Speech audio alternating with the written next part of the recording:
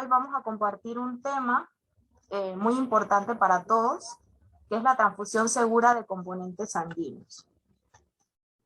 Según la Organización Mundial de la Salud, una transfusión es la transferencia de componentes sanguíneos de un sujeto, o sea, un donante, que es una persona sana, a otro receptor, que es el paciente o la persona enferma.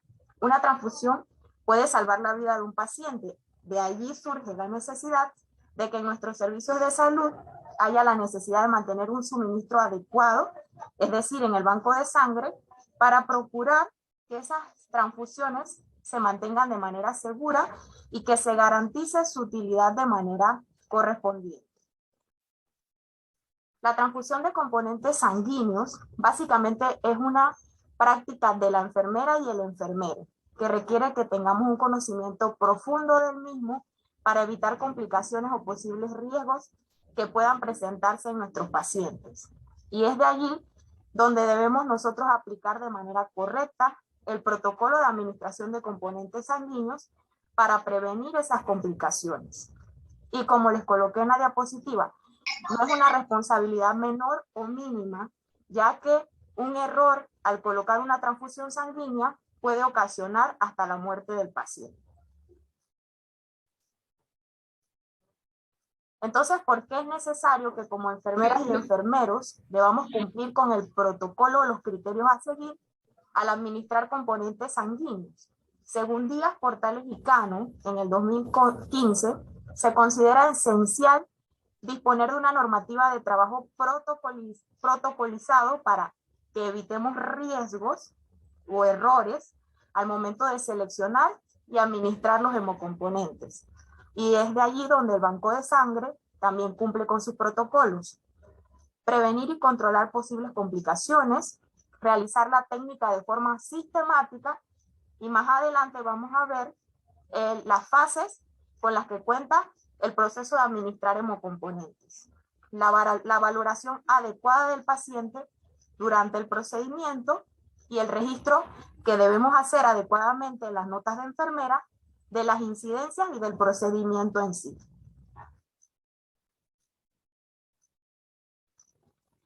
El objetivo de la enfermera al administrar componentes sanguíneos radica en esta frase que les escribí aquí: asegurar la administración del componente indicado al paciente correcto en tiempo y forma adecuado, detectando en forma precoz cualquier reacción adversa y evitando posibles errores. Y aquí es importante que esto lo recordemos. Siempre es el hemocomponente que el doctor nos indicó, y aquí debemos aplicar los correctos, la identificación adecuada de los pacientes. Debemos saber, y vamos a ver más adelante, el tiempo en que cada hemocomponente se debe administrar en la forma adecuada, y que también sepamos detectar cuáles son las reacciones adversas o las posibles complicaciones que puede tener el paciente al momento en el que estamos administrando un componente sanguíneo. Las fases del procedimiento de administración de componentes sanguíneos. Antes de transfundir, o sea, previo a que vayamos a solicitar el hemocomponente, es necesario que verifiquemos que exista una orden médica en el expediente clínico. Y aquí les voy a ampliar. Muchas veces, y sobre todo en nuestro servicio, ocurre que el doctor te da una indicación verbal o telefónica. Si llegase a sucederles esto, es necesario que ustedes estén pendientes de que un médico les transcriba esa orden y de que ustedes registren en las notas de enfermería que el doctor, por ejemplo, el doctor por orden telefónica del doctor Montero coloco número 1 unidad de glóbulos rojos empacados. Pero siempre que ustedes consten en sus notas de enfermería qué médico les dio la indicación, a qué hora se los indicó y qué hemocomponente están colocando. Pero también pendientes de que alguien transcriba la orden, ya sea el médico interno, el médico residente o el médico funcionario cuando pase nuevamente la visita o haga la contravisita. Pero siempre debe haber una orden médica de colocación del hemocomponente. Se debe verificar que el paciente haya firmado el consentimiento informado. Para los que son estudiantes de práctica profesional, pues no sé si en sus prácticas clínicas han tenido la oportunidad de hacer el procedimiento de administración de hemocomponentes, pero el consentimiento consta de 3 ítems donde se debe firmar. Existe el nombre del paciente, tiene la cédula, la firma del paciente y la fecha. Habla abajo de un testigo, que muchas veces la enfermera puede firmar como ese testigo. Si el paciente no puede firmar, es necesario que un representante legal del paciente lo firme, es decir, un familiar responsable. Y habla abajo del médico tratante. Muchas veces, por el estado del paciente, el médico es el que se hace responsable de la transfusión sanguínea, entonces él debe firmar el consentimiento informado. Es importante que antes de solicitar el componente sanguíneo, también se verifique el acceso venoso. ¿Qué sucede? Que a veces solicitamos el hemocomponente y cuando vamos a ver la vena está extravasada, o a veces ocurre que el acceso venoso que tenemos no funciona adecuadamente cuando el goteo es a goteo regulado. Y en nuestra institución, bueno, algunos servicios, no sé si alguno lo tendrá, todavía no contamos con los sets de infusión de bomba, porque existen sets para bomba de infusión, sets de transfusiones, pero no contamos con eso, así que tenemos que colocar los hemocomponentes a goteos regulados y es necesario que verifiquemos eso. También actualmente se está dando problemas con los catéteres venosos centrales. A veces el catéter no funciona perfectamente cuando colocamos los medicamentos por bomba de infusión, pero cuando colocamos medicamentos a gravedad, el medicamento no baja en el tiempo que debería bajar y se demora demasiado. Entonces es necesario que estemos claros en eso y si es necesario, canalizar una vena periférica al paciente. Llamamos a banco de sangre para verificar la disponibilidad del componente sanguíneo. En muchas salas, sobre todo pasa con los compañeros nuevos, no conocen que ustedes mismos pueden llamar al banco de sangre y verificar si el paciente tiene disponibilidad o no. Es decir, para los que no conocen, la extensión del banco de sangre es 6256 y ustedes pueden llamar y preguntar al licenciado que esté de turno. Siempre es importante preguntar con quién hablamos, si el paciente ya tiene plaquetas o si tiene unidad cruzada, puesto que si el paciente tiene una hemoglobina muy baja y pasa mucho a veces en el cuarto de urgencia, el paciente sube a la sala y tenía que transfundirse desde 2 turnos anteriores y no se le ha hecho. A veces es porque no se le ha hecho el cruce al paciente, pero ustedes como licenciados salvan su pellejo, como diríamos, al escribir en las notas de enfermería. Es importante que ustedes coloquen cuando llaman al banco de sangre que llamaron, hablé con el licenciado, se llama banco de sangre, se habla con el licenciado tal, manifiesta que el paciente no tiene unidades cruzadas. O sea, simplemente constan las notas de enfermería de que ustedes hicieron la gestión. Y eso es importante, además de notificarle al médico tratante, ya sea el residente o el médico funcionario, o el interno que debe cruzar al paciente, puesto que no tiene unidades cruzadas, o muchas veces que ha pasado a raíz de la pandemia, que no tenemos suficientes plaquetas en el banco de sangre, entonces no hay disponibilidad y el médico tratante se debe comunicar con el hematólogo para que le autorice o le dé alguna unidad para el paciente. Entonces es necesario que ustedes hagan sus registros y anotaciones en las notas de enfermera y la parte legal se salvaguarde. Entonces, como dice al final la diapositiva, de no tener unidad disponible, notificar al médico tratante. En la fase aún pretransfusional, que es la parte en la que vamos a solicitar el componente sanguíneo, hay que enviar el formulario indicado de retiro al banco de sangre y la bolsa adecuada para el transporte del mismo. En cada sala o servicio debe existir una bolsa adecuada para transfundir y que sea la que es indicada solamente para transfundir los hemocomponentes. No podemos mezclar los glóbulos rojos y las plaquetas con otras cosas que vayamos a buscar a la farmacia en la misma bolsa. Para eso en cada servicio debe haber una bolsa adecuada para el transporte de los hemocomponentes.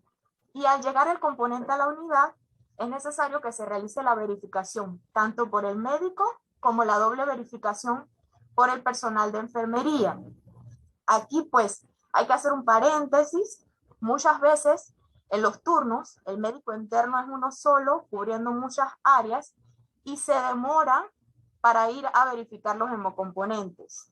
Según el tiempo en que debamos administrar el hemocomponente, tampoco es que podemos esperar 1 o 2 horas que el médico se aparezca para hacer la verificación del hemocomponente. Así que es necesario que una vez que llamemos al doctor para que nos verifique el hemocomponente, estemos insistentes en eso, porque no puede ser que pidamos unas plaquetas y se queden en la estación 1 hora más del tiempo en el que ellas han llegado allí, o los glóbulos rojos, que se cuenta el tiempo de administración desde el momento en el que sale del banco de sangre. El tiempo de administración máximo, que vamos a ver más adelante en una de las diapositivas, de los glóbulos rojos son de 4 horas. Pero si en la hoja del formulario de banco de sangre me dice que el tecnólogo me la despachó a las 10:30, o sea, se la despachó al mensajero o a la técnica o el técnico de enfermería a las 10:30 de la mañana, mientras me llega a la sala, mientras llamo al médico para que me las verifique, han pasado 1 hora, entonces ese tiempo se va restando de las 4 horas máximas de administración del hemocomponente. Y la doble verificación por enfermería implica que si usted está, por ejemplo, en el turno de 7 a 3, ya sea su supervisora o su enfermera encargada, puede hacer la verificación con usted, y si pues en los turnos que no están ellas, usted puede hacerlo con otra compañera. Ya pues si usted está sola en la unidad en ese momento, pues la verificación la harán usted y el médico, pero es necesario que si hay compañeras con usted en el turno, ambas verifiquen para evitar errores la unidad a la que se va a transfundir al paciente. Al momento de colocar el componente sanguíneo, pues es necesario que vayamos con todo nuestro equipo necesario a la unidad del paciente, los guantes, el algodón para limpiar el acceso venoso, el set de infusión para la administración del componente sanguíneo, esparadrapo, y pues que el paciente cuente con el atril en la unidad.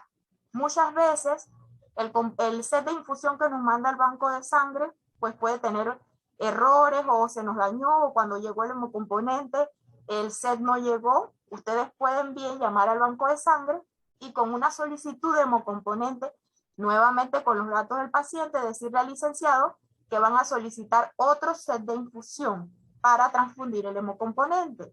Si llegan a tener algún problema con el set de infusión que se les mandó anteriormente. Pero el asterumo o los sets de infusiones de los medicamentos no son los adecuados para administrar los componentes sanguíneos.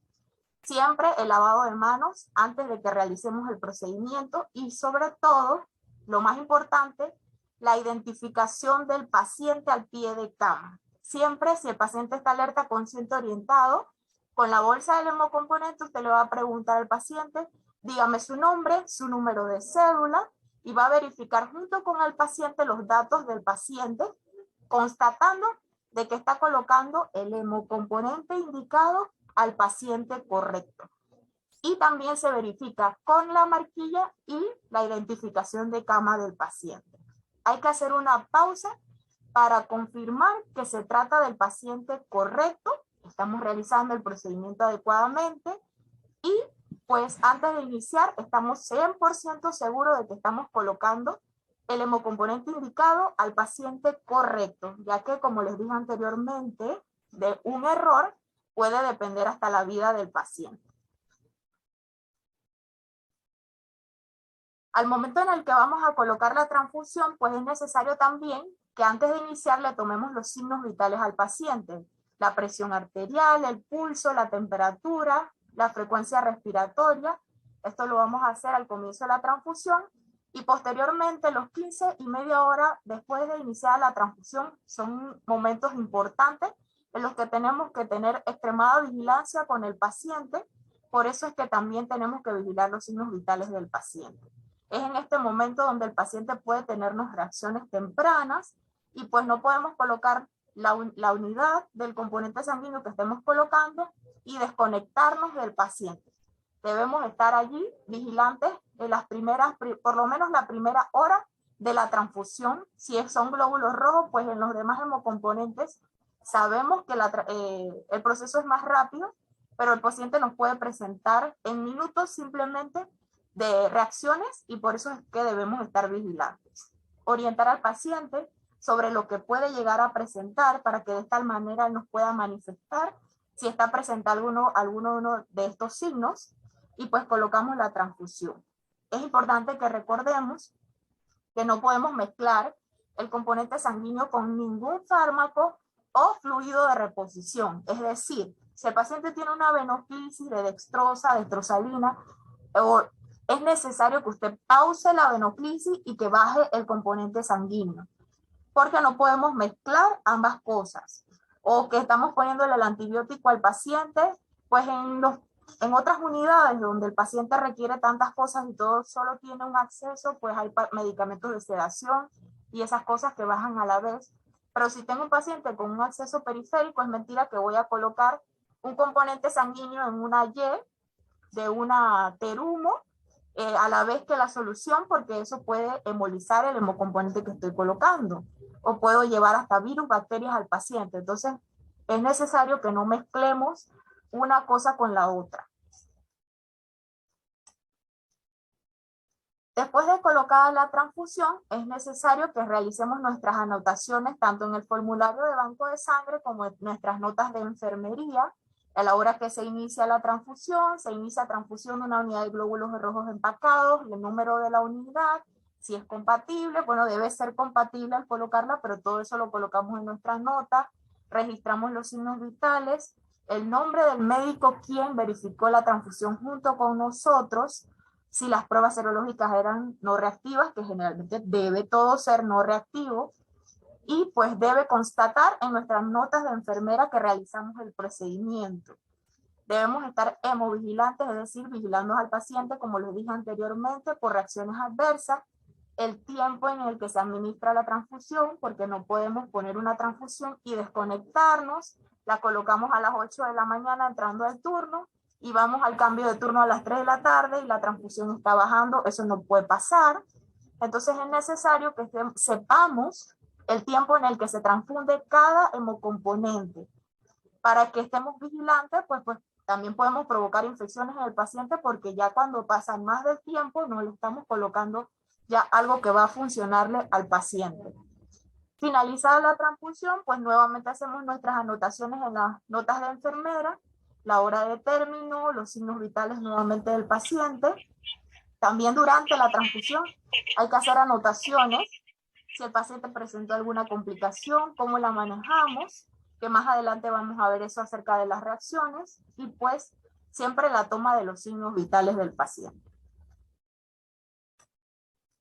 Los principales signos y síntomas que debemos estar vigilantes en una reacción adversa que puede presentar el paciente por transfusiones, pues pueden ser síntomas alérgicos, el paciente puede tener eritema o rubor facial, puede presentar un rash cutáneo que le pica todo el cuerpo, que le presente un prurito. Si pasan este tipo de cosas, siempre es necesario que detengamos la transfusión y llamemos al médico para que venga a evaluar al paciente, pero siempre podemos hacer algún tipo de actividad si el doctor se está demorando y el paciente está teniendo una reacción alérgica.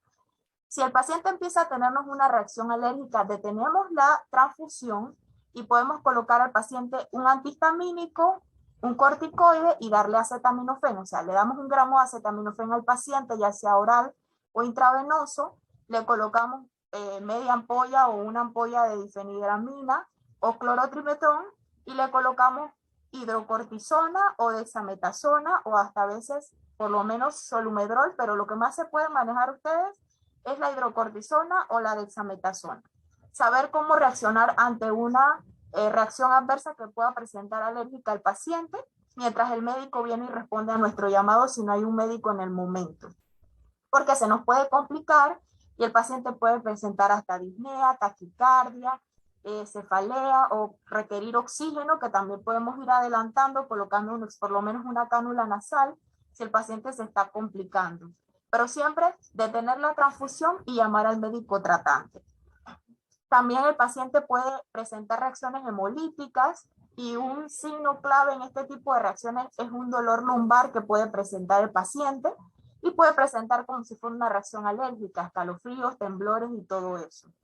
Si cuando el doctor evalúa al paciente, pues dice que ya no se siga colocando la unidad, no se descarta, sino que todo eso se devuelve con el formulario de banco de sangre al banco. Y no sé si han visto que en la parte inferior de la hoja se coloca si el paciente presentó alguna reacción Allí dice los ítems, cuáles reacciones presentó, también hay donde escribir. Usted va a escribir, el médico puede sellar o firmar de que eso ocurrió y se manda la unidad nuevamente al banco de sangre. Muchas veces el banco de sangre les va a solicitar que le tomen muestras de sangre al paciente y hasta hemocultivos, pero todo se hace para detectar qué fue lo que ocasionó la reacción en el paciente. Y a veces puede ser algún error que hubo. Pero también estas reacciones se pueden presentar si le colocamos una unidad que no es compatible con el paciente, que muy pocas veces pasa, pero si nos equivocamos en la identificación del paciente correcto, como les dije al principio, podemos causarle hasta la muerte al paciente. Y pues la vía del paciente, el acceso venoso, en ese momento también pueden colocarle solución salina, 1 litro o 500 para ir hidratando al paciente mientras el doctor lo evalúa. El tiempo de transfusión de los hemocomponentes, como les coloco aquí en el recuadro. Para hacer un recorder, la unidad de glóbulos rojos se transfunde con un tiempo mínimo de 2 horas y un tiempo máximo de 4 horas.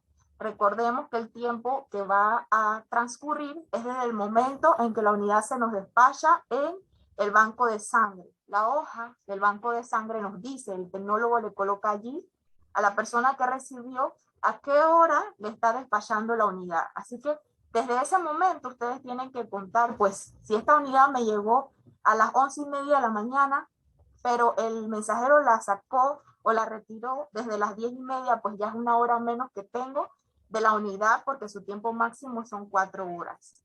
El plasma fresco congelado de 20-30 minutos, pero no debe superar la hora. Muchas veces se pasa un poquito más, pero no puede superar la hora. Las plaquetas de 5 a 15 minutos hasta media hora podemos colocar unas plaquetas, y los crioprecipitados también 5 a 15 minutos, media hora máximo.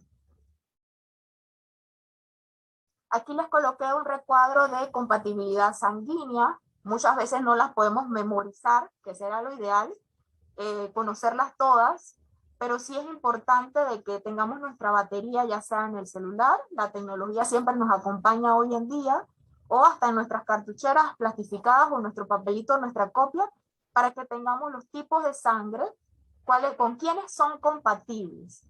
Importante recordar que el donante universal es la O negativo y que el receptor universal es el tipo de sangre AB positivo.